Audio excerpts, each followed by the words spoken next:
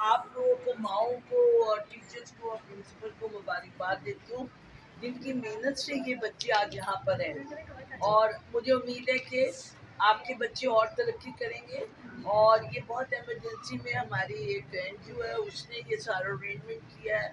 ये Sun TV वाले हैं और उस एनजीओ का क्या नाम है, बोलते नहीं, पाकिस्तान फ्रेंड्स फोरम।